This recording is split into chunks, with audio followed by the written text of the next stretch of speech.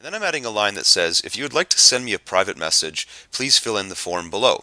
And this is really a key part of this lesson because I see a lot of people publishing their actual email address, which in my opinion isn't a good idea because there's lots of people out there and robots and programs looking to scrape email addresses and send you spam.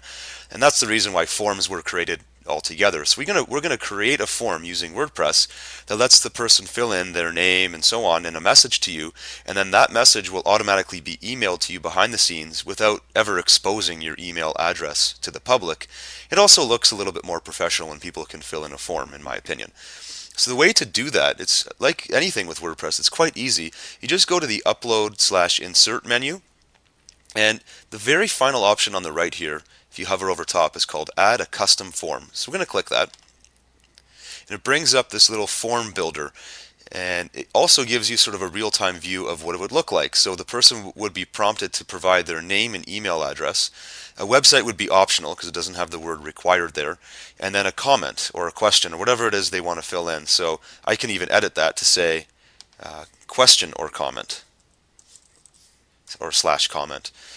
And you can see there's different types of fields you can add here. So you could create surveys with checkboxes. You might want them to fill in a bunch of information. This is again something for you to experiment with, but you can get very creative here, and WordPress makes it just unbelievably easy for you to do that. So I'm just going to save that field. So now you can see in real time it's been updated to question/comment.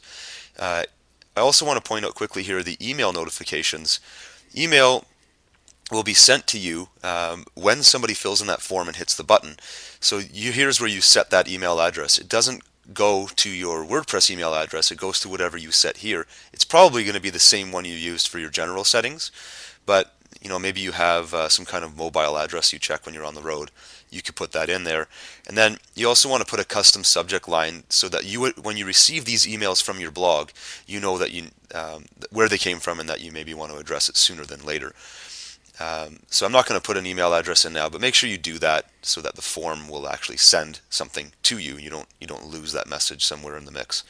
Back to the form builder. The last step is to say, add this form to my post. So we're going to click that button and you'll see what happens.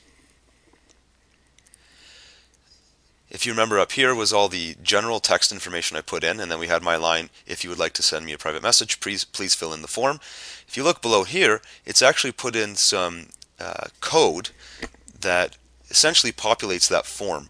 Now, a quick feature I want to show you about WordPress here is that before you publish this page live on the internet, there's a button up here called Preview. Again, like when you're adding themes, it lets you preview what this would look like if you were to publish it. So let's click Preview. It's going to open it up in a new window so I can look at it sort of in a clean perspective. So here's a live preview of what the Contact Us page would look like. That you can start to see the information here. Let me zoom it out a little bit and scroll down. You can see now the form is here as well. So there's all the information, and